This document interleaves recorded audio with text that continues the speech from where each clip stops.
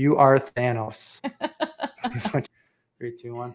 Well, welcome, Morgan, to this thing that we're doing. It's great to have you on the show today. I love getting to do things. Who are you and what do you do? When we originally met, I was on the team and one of the managing partners of Bookkeeping for Painters. The bookkeeping was an entry into this painting contracting space. Yes. How did you get to that first step, which is bookkeeping? Yeah, the bookkeeping itself was a very convenient means to an end, I would say. Grew up in a contracting family. My dad is a welder, pipe fitter. All of the men in my family are contractors of different types. So I went to business school and studied entrepreneurial management, but I initially started off working in the nonprofit space. So I worked with a few different nonprofits in and around my graduation from college years, including a couple of political nonprofits, and my favorite was a wildlife center. Anywhere in the Houston area where people would find wildlife that was distressed or injured, they would bring it in, and we were an intake center that would do triage. I was actually specializing in working with raptors, so like owls and different types of hawks and things like that. But we would take pretty much any kind of wildlife, anything up to like coyote size we could take.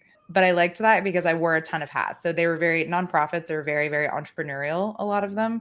Especially small ones. So I did a lot of things from curating educational programs and summer camps and doing volunteer training programs to managing financials and doing bookkeeping. So that was one of the things that I did I did a lot of biz dev for that wildlife center. I took a few years off when I had my kids, and when I was ready to come back to work, I decided that I would really like doing business advisory and biz dev functions. Bookkeeping was a really easy way to break back into that, especially as like a part-time mom. I knew that people who are good at bookkeeping don't speak the same language as business owners. It's really easy to be the translator in that space. So I started doing bookkeeping services, and I was like subcontracting at the bookkeeping and just doing advisory. And then I joined the team at Bookkeeping for Painters and really quickly just merged and became a partner. And then we scaled that business for a number of years until I exited to just do consulting and coaching. When somebody asks you, who are you and what do you do? How do you respond to that? The easiest answer is that I'm a business coach and that we own an association for painting contractors. I have a consulting practice, although I haven't really been doing consulting since I took over the Pro Painter Network. And how did that come to happen? You did not found that. You now find yourself running it. How did this happen? So how it came about is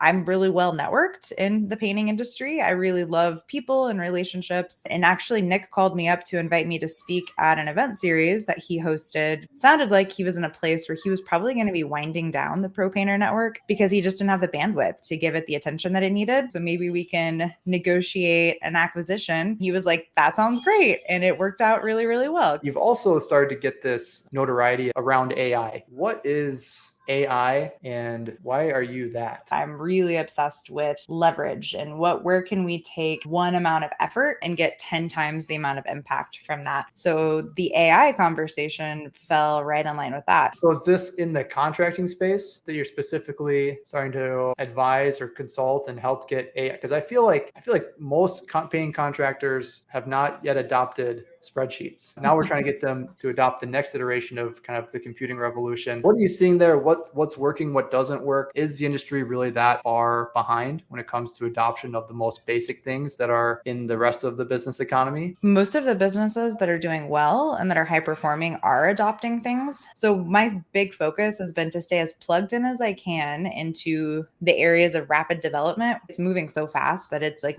almost impossible to keep up with, but to try to stay plugged into what's practical for us to roll out and work on and implement in our businesses. So I do spend a lot of time coaching and teaching around how to use those tools in different parts of your businesses, trying my best to demo and test tools that people can pull into their businesses and work with. It's a rapidly evolving conversation, but one that I'm super interested in. It's a unique combination of factors that you find yourself in, of this desire to explore the latest iteration of leverage, but then you're also tied into this coaching element where you're helping people actually not just the learning, but the application. And you're also tied into this network of a painting community. Yeah, the painting community it's the most specific application. If people want to work with you on a consulting or coaching basis, what's the best way to get a hold of you there? I'm actually very limited on any kind of one-on-one or consulting time that I do anymore. Anyone who's a Pro Painter Network member gets priority access to that. What is this investing thing that I hear you talking about? Honestly, that's our third business between the two of us, what we do professionally. Our businesses cash flow well, and then we transfer that over into into real estate, really powerful cash flowing asset. I'm sure for some of the same reasons that you guys do it on the Olive side. But next on our docket is definitely to acquire another business, most likely this time an actual home service business, which will be the first time I'll own a home service business rather than just advise home service businesses. So we've got a few different options in the pipeline for that right now. When you say real estate is getting harder and harder to come by, back in my day, you could work a summer job, pay off your college. It was easy. Now kids are complaining about it. Tuition's too high. Oh, interest rates aren't the same. Are these things real? I think so. I mean, when you look at the buying power of the Gen Xers, even starting with the Gen Xers through the millennials and now the Gen Zers, not nearly the same amount of buying power when it comes to education, when it comes to homes. It's really interesting to see the intergenerational conversations about how easy it was to have like a middle management job and buy a nice 4-bedroom house for your family in the 80s. As far as what I meant about property being harder to come by, it's purchasing power, but it's also that it's just gotten so corporatized. A lot of states have become very anti-landlord, which,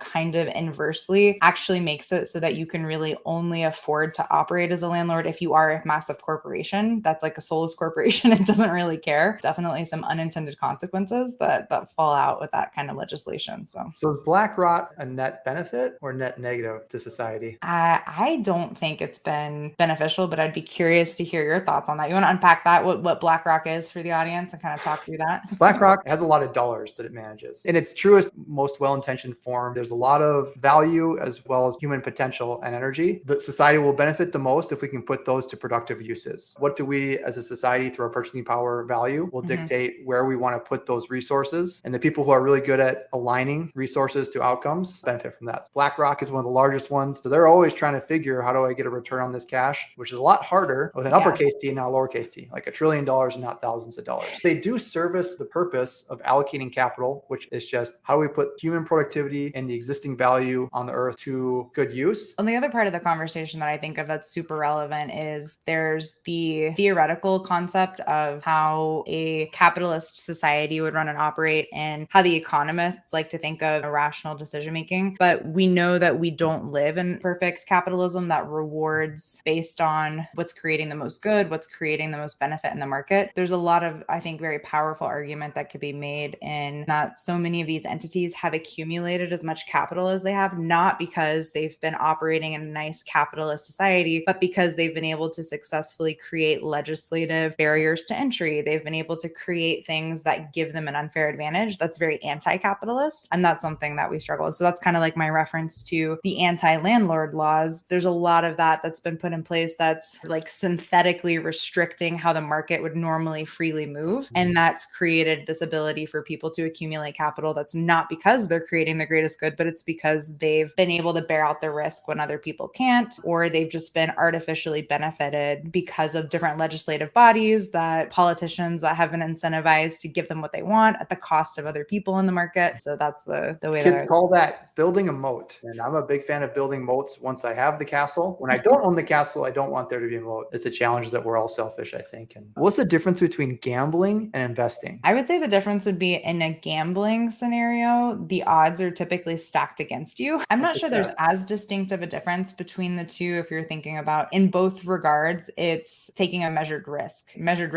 reward. So they're the same in that regard. It's just a matter of the statistics in any case, and every investment has a different statistical analysis, just like every gambling game has a different statistical analysis. And it's just who's weighted for it to be in favor of. The more prospective or the more aggressive you are as an investor, it's very gambling intensive. I think a lot of what people are doing on apps like Robinhood is gambling. I don't really think that there's a lot of well-reasoned thinking and rationale behind that. And I think a lot of apps like that people are kind of getting into feeling like they're investing, or like the crypto market was a really big one. Or so prospective is not the word that I'm looking for. What is the word that I'm looking for? It's like momentum investing versus value-based investing. And yeah, actually, I got into an argument with somebody. It wasn't an argument. We were sitting around a campfire and he said, I've been investing in crypto. And I said, oh, you mean gambling? He actually ended up getting me. He ended up cornering me because I think the difference is the heart of the person's intention. And I cannot read the intentions of somebody else's heart. But there are these things you're speaking to of people really do not say, I'm gambling with a real estate portfolio. Speculative. That's the word I was looking for. How speculative is the market? Crypto, highly, highly speculative. So that's where I do think of it as gambling. But continue your thought. I was going to say, people typically do not say, say that they are gambling in the real estate market. Say I'm Mhm. investing in real estate market. Right. The same way you'd say I'm not going to what's that big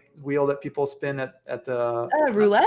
the roulette, Yeah. the black and red. They're like, I'm not going to invest in roulette. So it's kind of like, what's the expectation? Is it short term? Is it long term? Is it the spirit of I'm looking for a quick win dopamine hit, or am I looking to embark in a patience endeavor? Does that mean that you cannot invest short term? Or is there such a thing as a short term investments? It almost got to me. I ended up apologizing to him days later because I was like, I actually cannot read the intentions of your heart, and I should not have said that. I don't know if you're gambling or investing. I think you're gambling personally. I think there's a lot of scenarios though where I'm not sure I would agree that you could say that gambling is purely an intention of the heart, because I do think there are a lot of scenarios where people get themselves into not good situations thinking that they have a greater understanding of what they're doing than they really do. And is it gambling, or is it an investment to pay $250,000 to take a speculative submersible down to visit the Titanic? Well, that's an investment in your in experiences, right? Yeah. What's up with Olive? Like, I see some really cool news notices coming out. How is everything going on that front? Future of Olive is bright. At the point of this recording, we have 14 partners, and we're pretty excited about that. And it starts to affirm the momentum that we're starting to get in just the idea that we're doing. So that's pretty exciting. It's really cool to see the progress and growth on that front, because I think that it's a powerful argument in favor of the combination of a professionalized investor who has come up in the skilled trade space, which I think is the most favorable environment for investment in the skilled trade space. There's a lot of like outside capital coming in. I both don't like it as much. And I also think that there's a lot of potential missing components from that context and that understanding of the space. So it's validating to see the success of Olive. I really think there's no end to what we can do and what we can achieve. Yeah, it takes a unique combination. All right, now we'll get to the philosophical hour. This is something that will kind of frame the upcoming discussions here. So this is a concept in every single movie I've ever watched. Batman would be one of them. It's this difference between zweckrational and wertrational. And so one you could kind of say is instrumentally rational, the other value rational. Another way of describing it is the ends justify the means, or the means justify the ends, for lack of a better word. What are your two thoughts on these rationalizations? Yeah, as far as like the ends justify the means, or that we should be value driven, right? In terms of like, even if the ends don't end up the way that we want, we have to go with what was the ethically or morally motivated. Or it's like Batman never kills, right? And that's the whole. But if he were to kill, then he would save lives. He would save lives if he were to kill. So this is tough, but I don't know. It is really tough. Philosophically, I tend to fall into the instrumentally rational camp, which is that the ends justify the means.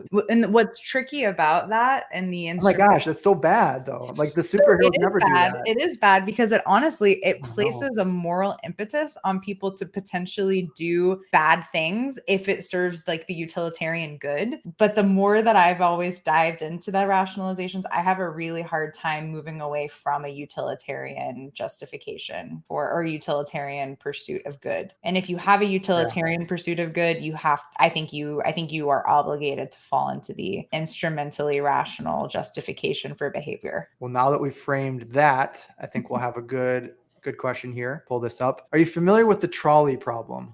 Am familiar with the trolley problem. What is your understanding of this issue we have here? In the trolley problem, on its default course, the trolley is going to hit 5 people. Yeah. And that you as a bystander can either not affect the situation at all and 5 people are going to die, or you can impact the situation and instead change the course of the trolley so that only 1 person dies. So you are averting the death of 5 and instead only 1 person dies, but you are now culpable for the death of the person one. Would not have died. They wouldn't have died. I'm a big fan of the reframe of this. So most of the time with the trolley problem, people are like, you have to change the trolley and kill the 1 and save the 5. But then if you turn it around to like the surgeon scenario, have you heard that one?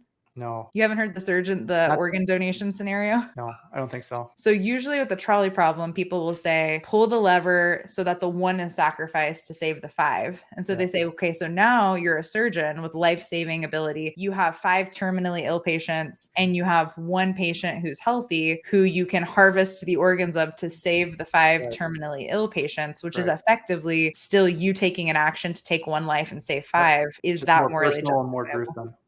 Yeah. Do you think that solves it? What are your... I think it's a really interesting scenario because in that scenario, I, like most people, I'm like, no, I don't think that I could murder one person, take their organs out, and go save 5 people. The perception of active involvement, that is what seems to influence people, right? One way or the other. Right.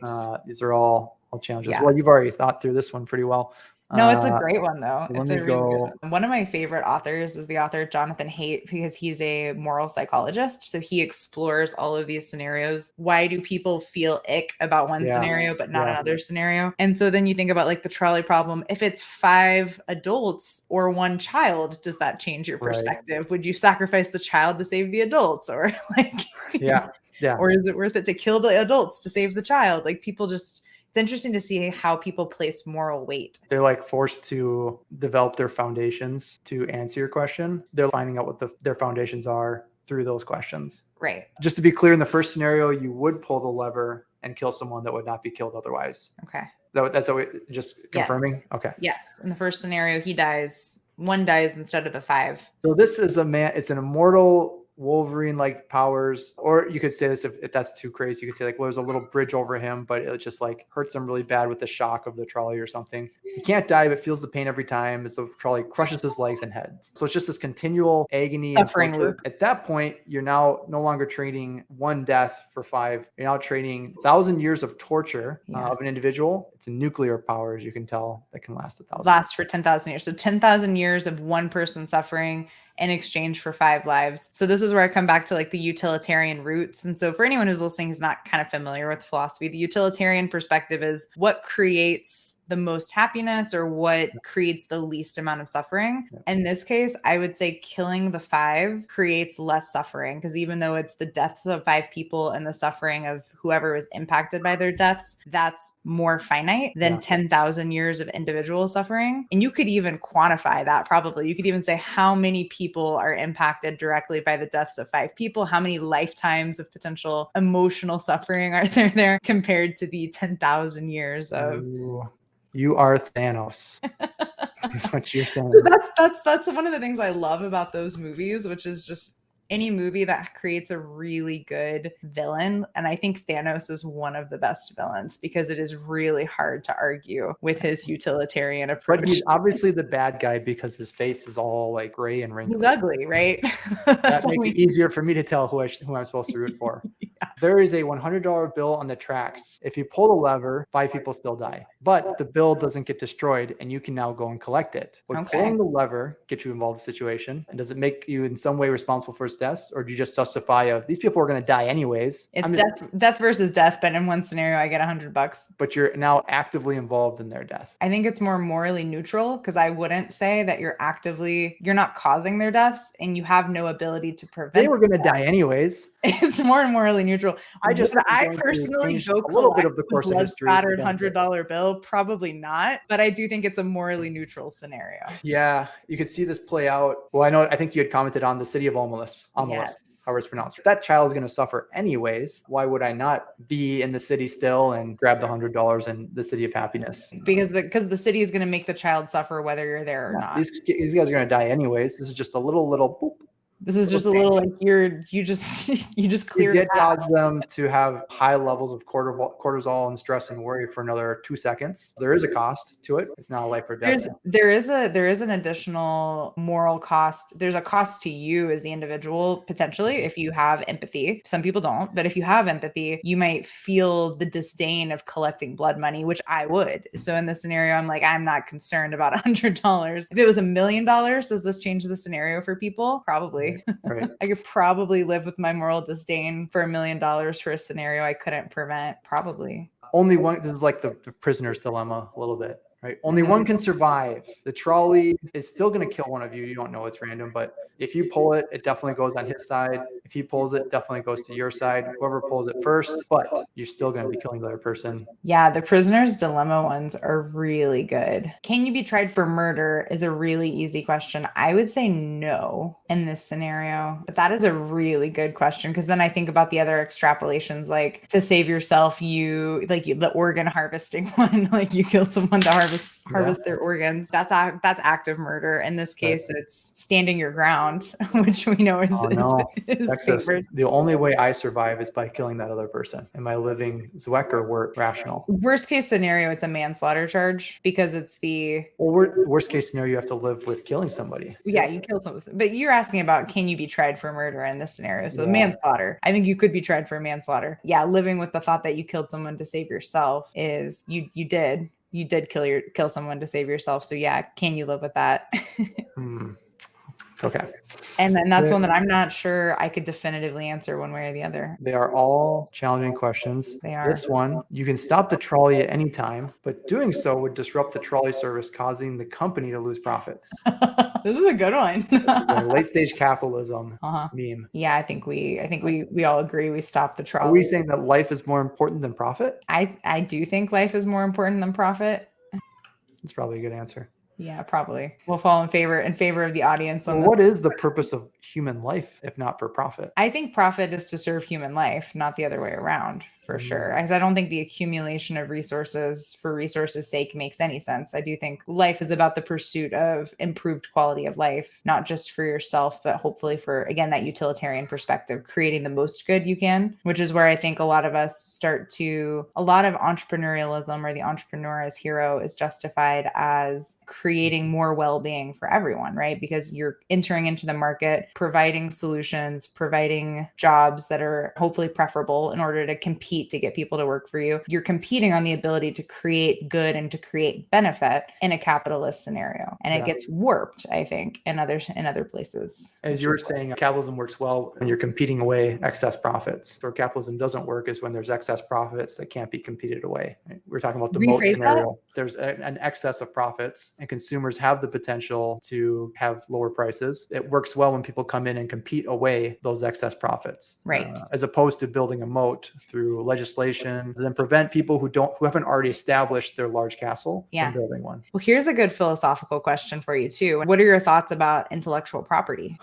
Is intellectual property justifiable or even allowable in a purely capitalist system? Is IP capitalist? Yeah, I believe in intellectual property. I think it gives the incentive to make big bets and take big swings. Building something up that can easily be transferred to someone else producing that good, it only pays off if you can protect that. I don't know. Does it though? I would challenge that assumption that it only pays out if you can protect it. If you can Well, if there's a large resource cost to producing the origin of the good. Let's say there's like a design and it requires $1,000 to produce that design. And now that it's out there, anyone can compete and run with it. And you're now competing on your ability to execute. But the innovators have an incentive to have that sunk cost when they may not be the best at executing. In a hypothetical scenario, you could say that those are exclusionary traits. Yeah. Right? You have the innovators, you have the executors, but go ahead. Well, but whenever we introduce like intellectual property protections into a scenario, we're now creating a scenario where someone who could execute better on a solution that creates good, or who could iterate on it and create more good, is now being prevented from doing so to protect the profit motive of the original innovator, right?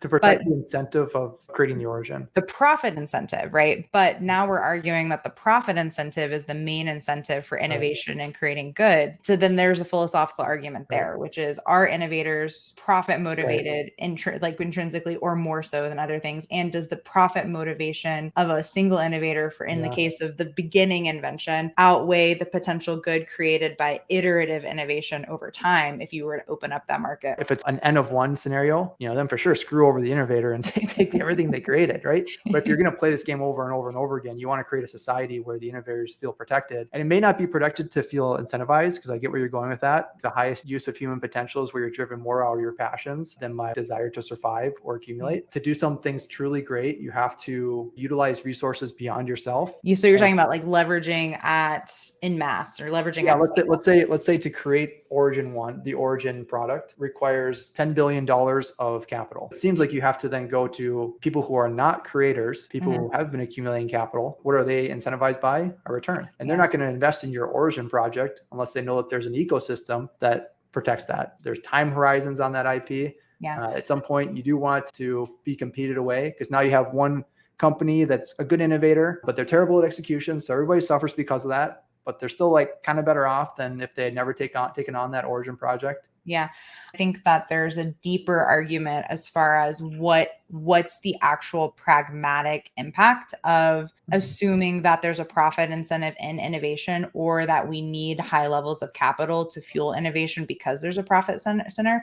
Now, I think that the most powerful argument is like to foster creativity or to foster even like artistry or science, that there needs to be some level of freeing individuals enough from survival needs that now they're able to create, that you're freeing up like that bandwidth. So then my question for you would be, given two societies, Yep. if you have one that's capital driven, the accumulation Yeah. of capital, or you have one that's this kind of universal basic income-esque utopia where everyone has a maybe middling quality of life, needs are met, and all the hygiene factors, right, that motivate people are satisfied. And innovation is maybe the only way that quality of life would be elevated, versus in the capital-driven society, you innovate to accumulate capital. That's how you would maybe increase your quality of life, is either through innovation or through the accumulation of capital. Which society is there more innovation? I think the one where it's passion driven or purpose driven. You think so? I find that in my own life. You probably find that in your life too,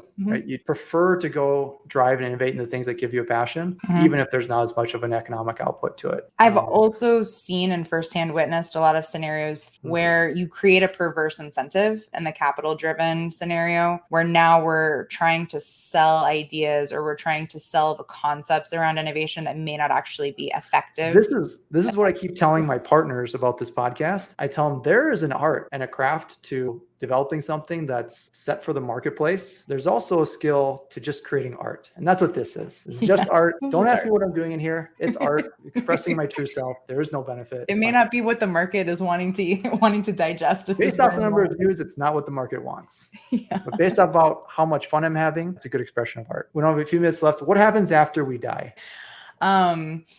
There's energetic continuance, because if we go with the pure physics description that, energy is neither created nor destroyed. So there is some element of you continue on as part of the ecology of the planet. I don't ascribe to a life after death scenario. Maybe we should have started with that, because that does impact a lot of the trolley. Yeah, it impacts a lot of like the moral reasoning and conditioning, like how that influences. We have physical bodies, and then would you say that's separate from our consciousness? Do you think those are interwoven together, or are those two separate things? I would consider them interwoven together. And I have a personal interest in neuroscience, and I've always been really fascinated by the more we learn about the brain and what that tells us about how driven we are by our physiology, how much of our personality is made up by our physiology. I do tend to think the more that I learned about neuroscience, the more that I came to the conclusion that we as humans are very much products of our environment. We're very much actually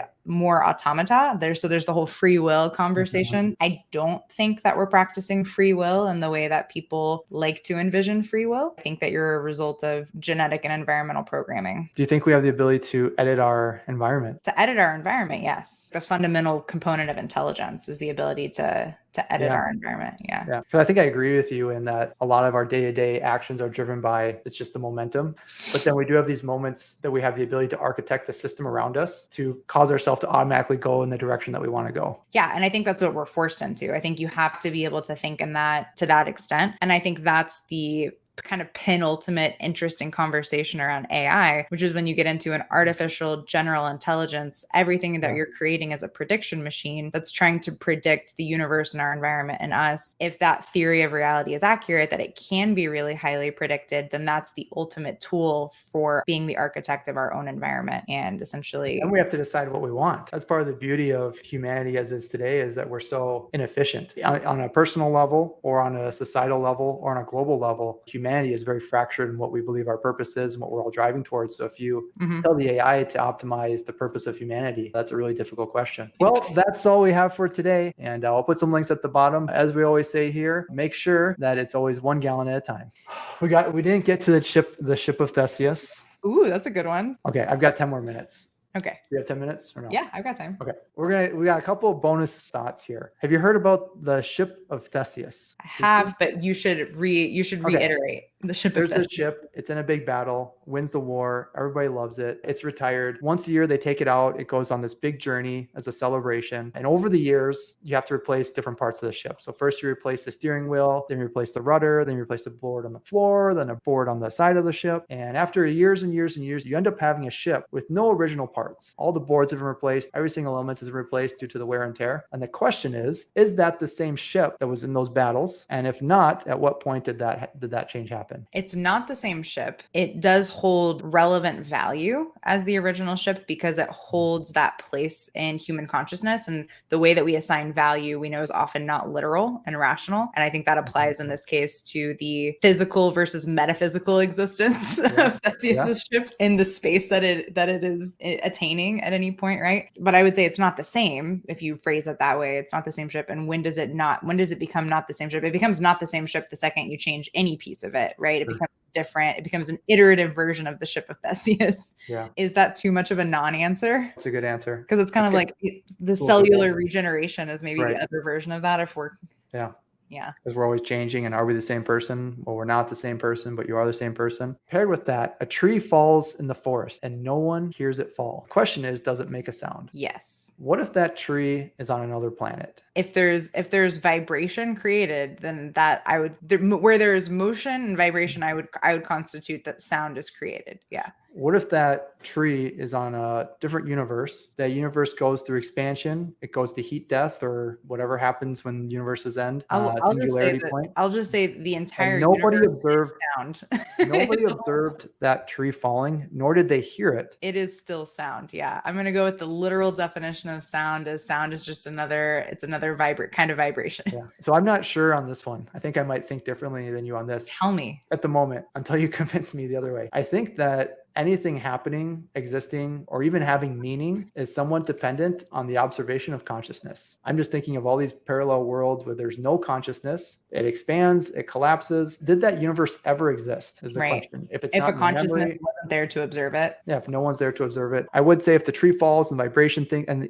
this butterfly effect of which is why I put it on a different planet in the second scenario, there's something very special about consciousness observing something. Yeah. To the point where I'm almost willing to say that it's what gives things meaning and existence.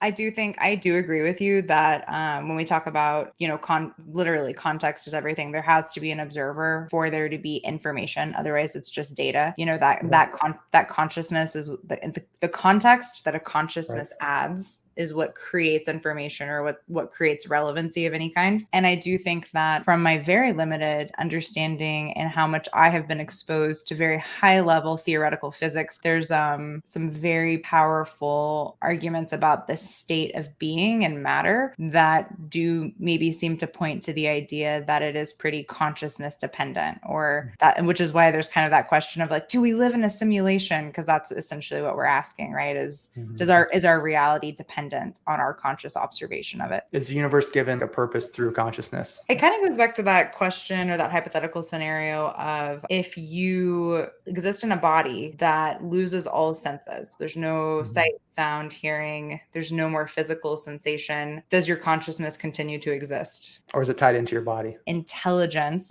as what we see and define as intelligence, is a manifestation, is like a higher order manifestation of that spirit. And humans obviously being one of the top tiers. I think we're the most intelligent. That's how I think of it. Yeah. I can see that perspective. Last question. What do we do about global warming? I think we need to embrace nuclear power. And I get really tired of the lip service that's paid to things that people like to think are environmentally friendly, but really aren't, like solar power and wind power. It's all nuclear all the way. This is the philosophical conversation that we missed, Jason, which is democracy versus rule by a higher intelligence, or can the collective make good decisions for themselves or not? And I tend to think no, they don't. There's a lot in there. I was going to say, are nuclear explosions really that bad? I don't think so.